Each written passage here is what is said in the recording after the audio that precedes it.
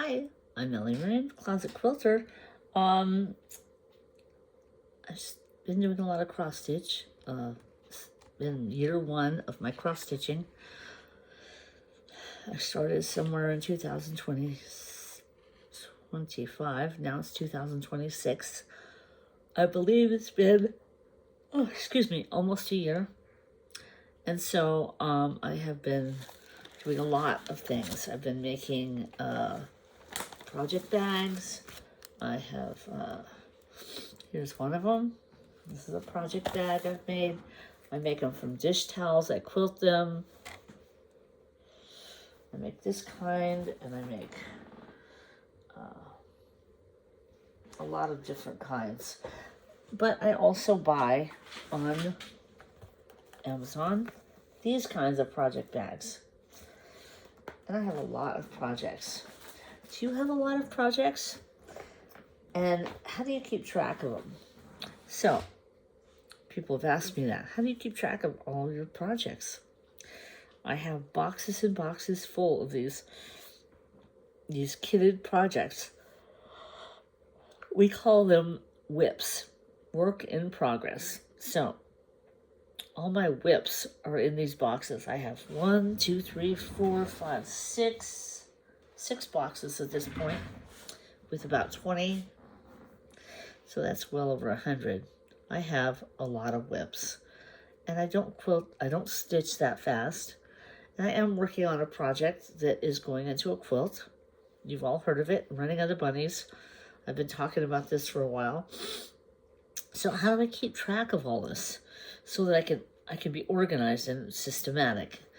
I made a Excel spreadsheet. Here, I'll show it to you. It's right up here. I made an Excel spreadsheet with 2 tabs, floss and WIPs. And the floss I do by number. And since I'm using just DMC, I have a number order. I have a column. Sorry, I'm yawning. I don't know what that's about. I'm not tired. It's the middle of the morning. So I have a column for the number of the DMC. I have a column for how many I have in stock. I have a column for the box that it's in. I keep these in plastic boxes. Let's see if I can find it. Okay. I keep these in plastic boxes like this, and they're numbered. So I have all my color families in boxes with numbers, so I can track what I have in stock. So when I go to kit up a project, I first pull from my floss, and it's easily found because I look for the number. So that's one thing I do.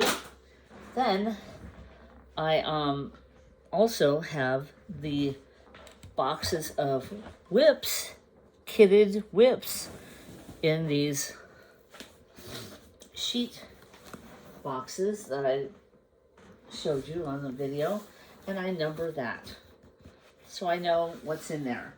And that's what I put on the spreadsheet, so I know which box to look in.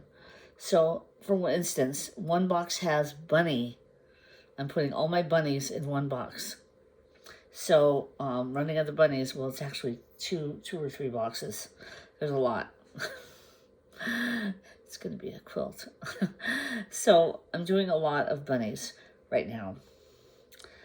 But I do have projects that I like to do to get away from the bunnies, just to give myself a break, to a monochromatic sampler such as Antoinette, 1894 to 1896. I have a smaller sampler I'm also working on, which is lovely. It's LZ 1913 by Brigitte Tolman. It's this. And I will tell you, the frame on this is lovely. I'm doing that one with, I had some silk. I have some beautiful Gloriana silk, red silk I'm doing that in. So I'm doing the frame, and then the inner, I'll just show you really quick. The inner checkerboard, I'm using a rose gold DMC. It's in the other room, but it's really lovely. It's an accent color. Beautiful, beautiful. Now, another thing I'm doing is so that I don't constantly... See, it's so easy to buy. If you go on FlossTube and watch these whip parades, as we all do, and if you got... I have PayPal, so I just push the button. Buy, buy, buy. I'm getting overrun. So instead of doing that, I started creating a wish list.